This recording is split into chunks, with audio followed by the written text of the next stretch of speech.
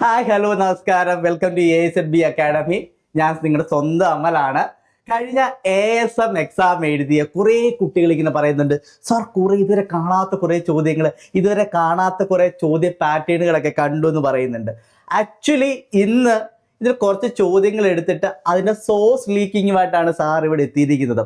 അപ്പോൾ നിങ്ങൾ മനസ്സിലാക്കേണ്ട കാര്യം, ഇപ്പോഴും പഴയ പാഠപുസ്തകങ്ങൾ വെച്ച് പഠിച്ചുകൊണ്ടിരിക്കുന്ന ഉദ്യോഗാർത്ഥിയാണ് നിങ്ങളെങ്കിൽ ഇന്ന് മുതൽ നിങ്ങളുടെ ആ പഠന രീതിക്ക് മാറ്റം വരുത്തണം. പുതിയ പാഠപുസ്തകങ്ങളിൽ നിന്നും, ഏറ്റവും പുതിയ പാഠപുസ്തകങ്ങളിൽ നിന്നും ചോദ്യങ്ങൾ വന്നു തുടങ്ങിയിട്ടുണ്ട്. അതിൻ്റെ കൃത്യമായി മനസ്സിലാക്കാൻ പറ്റുന്ന ഒരു എക്സാം തന്നെയായിരുന്നു ASMന്റെ എക്സാം. എക്കണോമിക്സിന്റെ പോർഷനൊക്കെ നോക്കുകയാണ് എങ്കിൽ എക്കണോമിക്സ് കൃത്യമായി വന്നിട്ടുള്ളത് 8ാം ക്ലാസ്സിൽ നിന്ന് മാറി വന്ന പുതിയ 8ാം ക്ലാസ്സിലെ 4ാമത്തെ ചാപ്റ്ററിൽ നിന്നാണ് കൃത്യമായി ചോദ്യങ്ങൾ, ഏകദേശം 2 മാർക്കിനോളം ചോദ്യങ്ങൾ അവിടുന്ന് വന്നിട്ടുണ്ട്. അതുപോലെ തന്നെ 9ാം ക്ലാസ്സിലെ ക്വസ്റ്റ്യൻ എടുക്കുകയാണെങ്കിൽ 9ാം ക്ലാസ്സിൽ നിന്നും ചോദ്യം വന്നിട്ടുണ്ട്. അപ്പം 8ൽ നിന്നും 9ൽ നിന്നും ചോദ്യങ്ങൾ എക്കണോമിക്സിൽ വരുമ്പോൾ നേരെ ജോഗ്രഫി നോക്കുകയാണെങ്കിൽ ജോഗ്രഫിയിൽ ചോദ്യങ്ങൾ വന്നിട്ടുള്ളത് മക്കളെ നമ്മുടെ 10ാം ക്ലാസ്സിൽ നിന്ന് വന്നിട്ടുണ്ട്, 8ാം ക്ലാസ്സിൽ നിന്ന് വന്നിട്ടുണ്ട്, 9ൽ നിന്നും വന്നിട്ടുണ്ട്, 7ൽ നിന്ന് പോലും വന്നിട്ടുണ്ട്. ഓക്കെ, ക്ലിയർ ആണെന്ന് വിശ്വസിക്കുന്നു. അപ്പൊ മാറിപ്പോയ പാഠപുസ്തകങ്ങൾ കൃത്യമായി റെഫർ ചെയ്ത് മാത്രമേ ഇനി അടുത്ത പരീക്ഷയ്ക്ക് നിങ്ങൾക്ക് പോകാൻ പാടുള്ളൂ. ഇനിയുള്ള ദിവസങ്ങളിലാട്ടെ നിങ്ങൾ ആ ടെക്സ്റ്റ് ബുക്ക് ഒന്ന് വായിക്കണം. അപ്പൊ വായിച്ച് മനസ്സിലാക്കിയ ശേഷമേ നിങ്ങൾ എന്തിലേക്ക് മാറാവുള്ളൂ, എക്സാമിന്റെ ഏറ്റവും ലാസ്റ്റ് മൊമെന്റിലേക്ക്. നിങ്ങൾ പ്രിപ്പറേഷൻ ലെവൽ ലാസ്റ്റ് മൊമെന്റിൽ എത്തിയ ആളാണ് എങ്കിൽ ലാസ്റ്റ് മൊമെന്റ് നിങ്ങൾ എന്ത് ചെയ്യണം, ആ ഒരു പോർഷൻ, അതായത് പുതിയ പുസ്തകം ജസ്റ്റ് ഒന്ന് വായിച്ചിട്ട് നിങ്ങൾ പോയിരിക്കണം. ക്ലിയർ ആണല്ലോ? അപ്പൊ അങ്ങനെയാണ് എങ്കിൽ ഏതൊക്കെ ചോദ്യങ്ങളാണ്, അതിന്റെ സോഴ്സുകളുമാണ് നമ്മൾ ഇന്ന് പരിചയപ്പെടാൻ പോകുന്നത്. നോക്കി, താഴെ പറയുന്നവയിൽ ശരിയായ പ്രസ്താവന ഏതെന്നുള്ളൊരു ചോദ്യമാണ്. കാറ്റിന്റെ തിരശ്ചീന തലത്തിൽ താപം വ്യാപിക്കുന്ന പ്രക്രിയയാണ് അഭിവഹനം. കാറ്റിലൂടെ തിരശ്ചീന തലത്തിൽ താപം വ്യാപിക്കുന്ന പ്രക്രിയയാണ് താപചാലനം. കാറ്റിലൂടെ തിരശ്ചീന തലത്തിൽ താപം വ്യാപിക്കുന്ന പ്രക്രിയയാണ് സംവഹനം. അതായത് താപ കൈമാറ്റവുമായി ബന്ധപ്പെട്ട പ്രോസസ്സുകളാണ് അവിടെ തന്നിട്ടുള്ളത്. അഭിവഹനം, സംവഹനം, അതുപോലെ താപചാലനം, വികിരണം. ഇത് കൃത്യമായി പഠിക്കുന്നത് നിലവിലത്തെ 10ാം ക്ലാസ്സിലെ ദിനാന്തരീക്ഷ സ്ഥിതിയും കാലാവസ്ഥയും എന്ന് പറയുന്ന അധ്യായത്തിൽ നിന്നുള്ളൊരു ചോദ്യമാണ്. കാലാവസ്ഥയും എന്ന് പറയുന്ന അധ്യായത്തിൽ നിന്നുള്ള ചോദ്യമാണ്.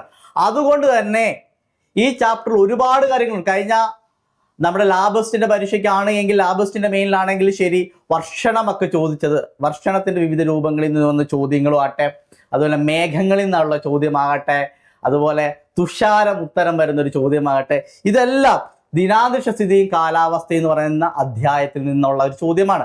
അതുകൊണ്ട് തന്നെ ഇനിയുള്ള പരീക്ഷകളിൽ ഈ ദിനാന്തരീക്ഷ സ്ഥിതിയും കാലാവസ്ഥയും എന്ന് പറയുന്ന പാഠഭാഗത്തു നിന്നും ചോദ്യങ്ങൾ ഉണ്ടാകും. സോ നമ്മൾ നേരെ നോക്കുക, ഒരു ബോക്സിലാണ് കൊടുത്തിട്ടുള്ളത് താപവ്യാപന പ്രക്രിയകൾ, താപചാലനം, സംവഹനം, അഭിവഹനം, പിന്നെ വികിരണമാണ് അല്ലേ.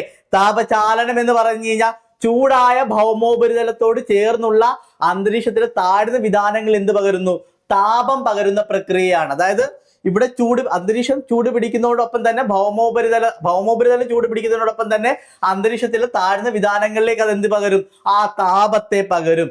അതാണ് താപചാലനം. സംവഹനമാണ് എങ്കിൽ ചൂട് പിടിച്ച വായു മുകളിലേക്ക് ഉയർന്ന പൊങ്ങുന്ന ഒരു ഇതിനെ പറയുന്ന പേരാണെന്ത്, സംവഹന പ്രക്രിയ പറയുന്ന പേരാണ് സംവഹനം. ഭൂമിയോട് അടുത്തുള്ള അന്തരീക്ഷവായു ചൂട് പിടിച്ച് വികസിച്ച് മുകളിലേക്ക് ഉയരുന്നതിലൂടെ കൂടുതൽ ഉയരങ്ങളിലേക്ക് എന്ത് വ്യാപിക്കുന്നു, ചൂട് വ്യാപിക്കുന്ന പ്രക്രിയ പറയുന്ന പേരാണ് സംവഹനം എന്നും. അഭിവഹനമാണ് നമ്മൾ ഉത്തരമായിട്ട് കണ്ടത് അല്ലേ. കാറ്റിലൂടെ തിരശ്ചീന തലത്തിൽ എന്ത് ചെയ്യുന്നു, താപം വ്യാപിക്കുന്നത്. ഹൊറിസോണ്ടൽ മൂവ്മെന്റ് ഓഫ് ഹീറ്റ് എന്നാണ് പറയുന്നത് ഇംഗ്ലീഷിൽ. കാറ്റിലൂടെ തിരശ്ചീന തലത്തിൽ താപം വ്യാപിക്കുന്നതിനെയാണ് അഭിവഹനം എന്ന് പറയുന്നത്. ഇനി വികിരണം എന്ന് പറഞ്ഞു കഴിഞ്ഞാൽ ഭൗമോപരിതലം ചൂട് പിടിക്കുന്നത്, അത് ചൂട് പിടിച്ച ശേഷം ദീർഘതരംഗ രൂപത്തിൽ ഭൗമോപരിതലത്തിൽ നിന്നും പുറത്തു പോകുന്ന പ്രക്രിയ പറയുന്ന പേരാണ് വികിരണം. ഇതിൽ നിന്നും ഇനിയുള്ള പരീക്ഷകളിൽ ചോദ്യമുണ്ടാവും. ക്ലിയർ ആണല്ലോ? ദിനാന്തരീക്ഷ സ്ഥിതിയും കാലാവസ്ഥ എന്ന് പറയുന്ന പാഠഭാഗത്തും ചോദ്യങ്ങൾ ഉണ്ടാവും. അതിലെ താപവുമായി ബന്ധപ്പെട്ട ഒരു ചോദ്യമാണ് ഈ വന്നിട്ടുള്ളത്. രണ്ടാമത്തെ ചോദ്യം, നഷ്ടപരമായ നശീകരണം എന്ന ആശയം ആവിഷ്കരിച്ചത് ആരാണ്? ആക്ച്വലി ഈ ചോദ്യം തന്നെ ഒരു തെറ്റാണ്. നഷ്ടപരമായ നശീകരണം എന്ന് പറയുന്ന ഒരു ചിന്തയില്ല. പക്ഷേ ഇത് വന്നിട്ടുള്ളത് 8ാം ക്ലാസ്സിൽ നിന്നാണ്. അതെങ്ങനെയാണ് എന്ന് ചോദിച്ചു. 8ാം ക്ലാസ്സിൽ എക്കണോമിക്സിൽ കൃത്യമായി പറയുന്ന കുറച്ച് സിദ്ധാന്തങ്ങളുണ്ട്. അതായത് എക്കണോമിക്സ് സിദ്ധാന്തങ്ങളുണ്ട്. ആ സിദ്ധാന്തങ്ങളെ അടിസ്ഥാനപ്പെടുത്തിയിട്ടുള്ള ചോദ്യങ്ങളാണ് വന്നിട്ടുള്ളത്. ഇപ്പോൾ ഇവിടെ നമുക്ക് പഠിക്കാനുള്ളത് നമ്മുടെ ലോകത്തെ പ്രധാനപ്പെട്ട എക്കണോമിക്സ് ചിന്തകരെ പറ്റിയാണ് എങ്കിൽ ആ ചാപ്റ്ററിൽ ഏറ്റവും അവസാനമായി കൊടുത്തിട്ടുണ്ട് നമ്മുടെ ഇന്ത്യയിലെ പ്രധാനപ്പെട്ട എക്കണോമിക് തിങ്കേഴ്സിനെ പറ്റി പറയുന്നുണ്ട്. ക്ലിയർ ആണല്ലോ? അപ്പൊ ബ്രിട്ടീഷ് ശാസ്ത്രജ്ഞനായിരുന്ന ഡേവിഡ് റിക്കാർഡോയുടെ ഒരു സിദ്ധാന്തമാണ് പാട്ട സിദ്ധാന്തം. ഡേവിഡ് റിക്കാർഡോയുടെ ഒരു സിദ്ധാന്തമാണ് എന്ത്? പാട്ട സിദ്ധാന്തം. അതുപോലെ തന്നെ കാൾ മാക്സിന്റെയാണ് മിച്ചമൂല സിദ്ധാന്തം എന്ന് പറയുന്നത്. അതുപോലെ തന്നെ സാമ്പത്തിക മേഖലയിലെ ഗവൺമെന്റ് ഇടപെടലുകളാണ് JM കെയ്ൻസിന്റെ സാമ്പത്തിക സിദ്ധാന്തം എന്ന് പറയുന്നത്. അതുപോലെ സൃഷ്ടിപരമായ നശീകരണമാണ് നമുക്ക് ചോദ്യമായിട്ട് വരേണ്ടത്. അവർ ചോദിച്ച ചോദ്യം നഷ്ടപരമായിട്ടുള്ള നശീകരണമാണ്. ഇത് ഉദ്യോഗാർത്ഥികളൊക്കെ ഒരു കുഴക്കിയൊരു ചോദ്യമാണ്. സൃഷ്ടിപരമായ നശീകരണമാണ്. അത് JA ഷുംബീറ്റർ ആണ് ആ ഒരു സിദ്ധാന്തം കൊണ്ടുവന്നിട്ടുള്ളത്. ആ സിദ്ധാന്തവും അതുമായി ബന്ധപ്പെട്ട കാര്യം ഇനി പ്രസ്താവന രീതിയിൽ ചോദിക്കാം. അല്ലെങ്കിൽ പ്രസ്താവന ഒരു ചോദിക്കുന്ന ഒരു ചോദ്യം ഇങ്ങനെ ആയിരിക്കാം. അല്ലെങ്കിൽ രാജ്യങ്ങൾ തമ്മിലുള്ള വ്യാപാരം വഴി ഇരു രാജ്യങ്ങളിലെ ക്ഷേമം വർദ്ധിപ്പിക്കാം എന്ന സിദ്ധാന്തം കൊണ്ടുവന്ന ആരാണ് ചോദിക്കാം? അതാരാണ്? ഡേവിഡ് റിക്കാർഡോയാണ്. പാട്ട സിദ്ധാന്തം കൊണ്ടുവന്നതും ഈ പറഞ്ഞ സിദ്ധാന്തം കൊണ്ടുവന്ന ആരാണ്? ഡേവിഡ് റിക്കാർഡോയാണ്. അതുപോലെ തന്നെ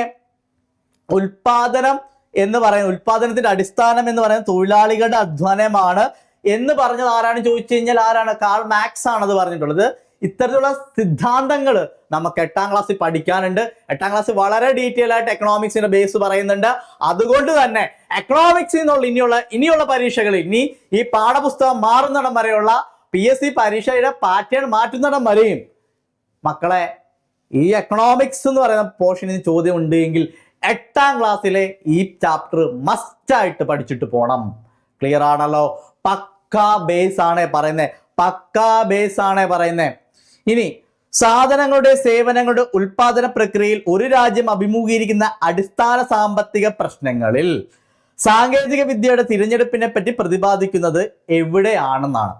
ആക്ച്വലി സാധനങ്ങളുടെ സേവനങ്ങളുടെ ഉൽപാദന പ്രക്രിയയിൽ ഒരു രാജ്യം അഭിമുഖീകരിക്കുന്ന പ്രശ്നങ്ങൾ പ്രധാനമായും 3 എണ്ണമാണ്. എന്തുൽപാദിപ്പിക്കണം, എങ്ങനെ ഉൽപ്പാദിപ്പിക്കണം, ആർക്ക് വേണ്ടി ഉൽപ്പാദിപ്പിക്കണം. എന്തുൽപ്പാദിപ്പിക്കണം, എങ്ങനെ ഉൽപ്പാദിപ്പിക്കണം, ആർക്ക് വേണ്ടി ഉൽപ്പാദിപ്പിക്കണം. ഇത് പറയുന്നതും എവിടെയാണ്? 8ാം ക്ലാസ്സിന്റെ പുസ്തകത്തിലാണ്. 8ാം ക്ലാസ്സിലെ 4ാമത്തെ ചാപ്റ്ററിലാണ് ഈ പറയുന്നത്. അതുപോലെ 8ാം ക്ലാസ്സിൽ 1ഉം 2ഉം ചാപ്റ്റർ വളരെ ഇമ്പോർട്ടന്റ് ആണ്. സ്വാതന്ത്ര്യ സമര ചരിത്രമാണ്. അത് ഏകദേശം 1753 പ്ലാസി യുദ്ധം മുതൽ ഇങ്ങോട്ടുള്ള കാര്യങ്ങളെല്ലാം പറയുന്നുണ്ട്. പണ്ട് നമ്മൾ പഠിച്ചിട്ടില്ല, 10ാം ക്ലാസ്സിൽ പഠിച്ച പല കാര്യങ്ങളും ഇപ്പോഴത്തെ 8ാം ക്ലാസ്സിലെ 2ാമത്തെ ചാപ്റ്ററിലും പറയുന്നുണ്ട്. So 8ാം class is very important. 8ാം class വളരെ ഇമ്പോർട്ടൻ്റ് ആണ്. പുസ്തകം പഠിച്ചിട്ട് പോകണം. അപ്പൊ നിങ്ങൾ മനസ്സിലാക്കേണ്ട കാര്യം, ഈ പറയുന്ന കാര്യങ്ങളെല്ലാം നമ്മൾ എവിടെയുണ്ട്? നമ്മുടെ എല്ലാ കോഴ്സുകളും ഉണ്ട്. VFAയുടെ കോഴ്സിലൊക്കെ നമ്മൾ കൃത്യമായി പാഠപുസ്തകം അങ്ങോട്ട് എടുത്തു വെക്കുക. സ്കൂൾ കുട്ടികളെ പഠിപ്പിക്കുന്ന പോലെ ഓരോ വരിയിലൂടെയും കൂടിയാണ് നമ്മൾ പോകുന്നത്. അപ്പൊ നമ്മുടെ കോഴ്സിൽ എല്ലാം തന്നെ എന്തുണ്ട്? ഈ പറയുന്ന SCERT ബേസ്ഡ് ആയിട്ടുള്ള ക്ലാസ്സുകൾ ആ ഒരു പ്രത്യേക സെക്ഷനായിട്ട് തന്നെ നിങ്ങൾക്ക് ഉണ്ടാവും. എക്കണോമിക്സ് പഠിക്കുന്നതോടൊപ്പം, ജോഗ്രഫി പഠിക്കുന്നതോടൊപ്പം, മാത്സ് പഠിക്കുന്നതോടൊപ്പം, മലയാളം പഠിക്കുന്നതോടൊപ്പം എല്ലാം തന്നെ ഒരു പ്രത്യേക സെഷൻ എന്താണ്? SCERTയുടെ പാഠപുസ്തകങ്ങളെ അടിസ്ഥാനപ്പെടുത്തിയുള്ള ക്ലാസ്സുകൾ എന്നുള്ള രീതിയിൽ നമ്മുടെ എല്ലാ ബാച്ചുകൾക്കും ഉണ്ട്. 5ാം ക്ലാസ് മുതൽ +2 വരെയുള്ള പാഠപുസ്തകങ്ങൾ നമ്മൾ ഓരോ വരിയും തൊട്ട് നമ്മൾ പഠിച്ചു. ക്ലിയർ ആണല്ലോ? അപ്പൊ ഈ ചോദ്യം ഇങ്ങനെയാണ്: സാധനങ്ങളുടെ സേവനങ്ങളുടെ ഉൽപാദന പ്രക്രിയയിൽ ഒരു രാജ്യം അഭിമുഖീകരിക്കുന്ന അടിസ്ഥാന സാമ്പത്തിക പ്രശ്നങ്ങളിൽ സാങ്കേതിക വിദ്യ എപ്പോഴാണ് ഉപയോഗിക്കുന്നതെന്ന് ചോദിച്ചു കഴിഞ്ഞാൽ അത് എങ്ങനെ ഉൽപ്പാദിപ്പിക്കണം എന്നുള്ളതിനെ പറ്റി പറയുമ്പോഴാണ്. എങ്ങനെ ഉൽപ്പാദിപ്പിക്കണം എന്ന് പറയുമ്പോൾ അതായത് കൂടുതൽ ഇനി ഇതനുസരിച്ചുകൊണ്ട് ഉൽപാദന പ്രക്രിയ പ്രധാനമായി 2ആയിട്ട് തിരിക്കാം കേട്ടോ. കൂടുതൽ തൊഴിൽ ശക്തിയും കുറഞ്ഞ മൂലധനവും ഉപയോഗിച്ചുള്ള ഉൽപാദന രീതിയാണ് തീവ്ര സാങ്കേതിക രീതി എന്നും, കൂടുതൽ മൂലധനം കുറച്ച്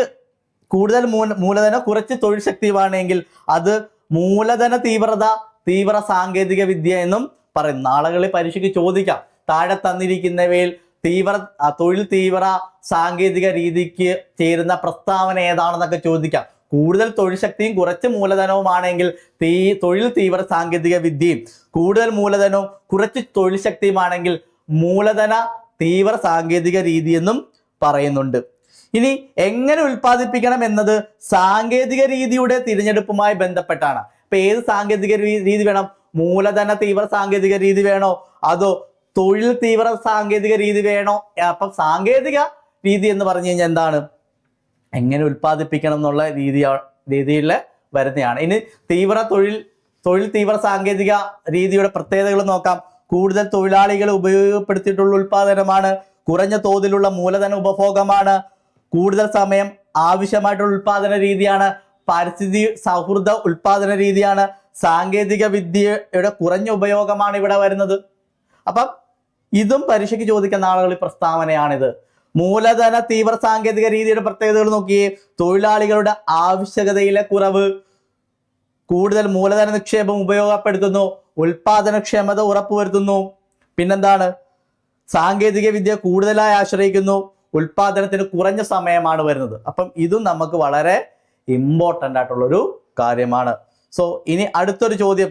ഒരു പ്രദേശത്ത് 20 അംഗങ്ങളോളം വരുന്ന ഈ ഒരു ചോദ്യത്തിൻ്റെ ഒരു പ്രത്യേകത, ഇതിൽ NCERT വന്നിട്ടുണ്ട്. NCERTയിലെ എക്കണോമിക്സിലെ 10ാം ക്ലാസ്സിലെ മണി ആൻഡ് ക്രെഡിറ്റ് എന്ന് പറയുന്ന ഒരു ചാപ്റ്റർ ഉണ്ട്. ആ മണി ആൻഡ് ക്രെഡിറ്റ് എന്ന് പറയുന്ന ചാപ്റ്ററിലാണ് സെൽഫ് ഹെൽപ്പ് ഗ്രൂപ്പുകളെ പറ്റി പറയുന്നുണ്ട്. ഇപ്പം മാറി വന്ന പുതിയ SCERT പുസ്തകത്തിൽ 10ാം ക്ലാസ്സിലെ ജോഗ്രഫിയിൽ 5ാമത്തെ ചാപ്റ്റർ ഇത് തന്നെയാണ്.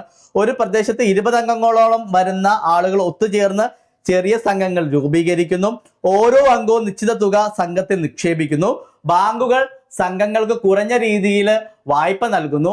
അങ്ങനെ 2 രീതിയിൽ കിട്ടിയ പണം മൂലധനമായിട്ട് അംഗങ്ങൾക്ക് വായ്പ നൽകുന്ന രീതി ഏതാണെന്ന് ചോദിച്ചിട്ട്, ഓഹരി വിപണി, mutual fund, life insurance, micro finance. ഇത് പുസ്തകമൊന്നും വായിക്കേണ്ട, ഒരു കോമൺ സെൻസ് വെച്ച് നമുക്ക് ഉത്തരം എഴുതാൻ പറ്റുന്ന ഒരു ഉത്തരമാണ്. ലൈഫ് ഇൻഷുറൻസ് അല്ല, മ്യൂച്വൽ ഫണ്ട് അല്ല, ഓഹരി വിപണി അല്ല, നമുക്ക് അറിയുന്നതാണ്. മൈക്രോ ഫിനാൻസ് ആണ്. മൈക്രോ ഫിനാൻസുകളെ പറ്റി പറയുന്നത് നമ്മൾ 10ാം ക്ലാസ്സിലാണ്. മൈക്രോ ഫിനാൻസ് എന്ന് പറഞ്ഞു കഴിഞ്ഞാൽ പരമ്പരാഗത ബാങ്കിങ് സേവനങ്ങളിൽ ലഭ്യമല്ലാത്ത താഴ്ന്ന അതായത് നമ്മളിപ്പോൾ ലോണിൽ ചെന്ന് കഴിഞ്ഞാൽ നമ്മൾ ആദ്യം ചോദിക്കുന്നത് നമ്മുടെ ഇൻകം പ്രൂഫാണ്, ഇല്ലേ?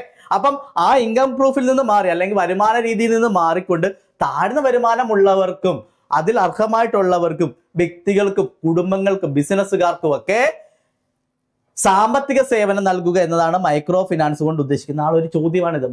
താഴെ പറയുന്നത് മൈക്രോ ഫിനാൻസിന്റെ ലക്ഷ്യം എന്താണ്? പരമ്പരാഗത ബാങ്കിങ് സേവനങ്ങൾ ലഭ്യമല്ലാത്ത താഴ്ന്ന വരുമാനത്തിൽപ്പെട്ട വ്യക്തികൾക്ക്, കുടുംബങ്ങൾ, ബിസിനസ്സുകാർ എന്നിവർക്ക് സാമ്പത്തിക സേവനം നൽകുക എന്നുള്ളതാണ്.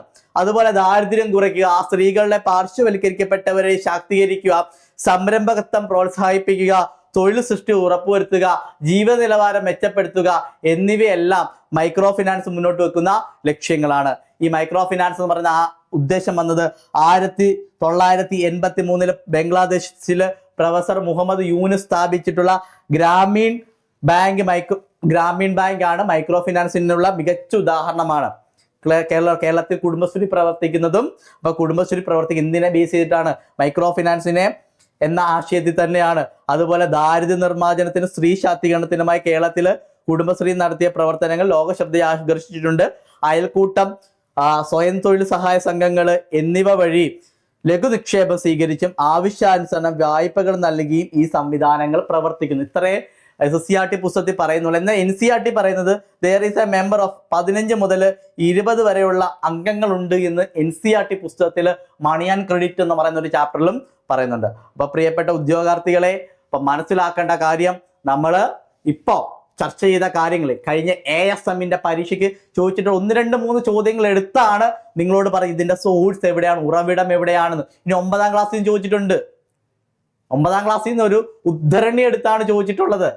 അപ്പൊ ഈ ഉദ്ധരണികളെല്ലാം പാഠപുസ്തകത്തിലാണ് ഉള്ളത്. അപ്പൊ പാഠപുസ്തകം ഓറിയന്റഡ് ആയിട്ട് നിങ്ങൾക്ക് പഠിക്കണമെന്ന് ആഗ്രഹമുണ്ടെങ്കിൽ നമ്മുടെ ബാച്ച് ജോയിൻ ചെയ്യുക.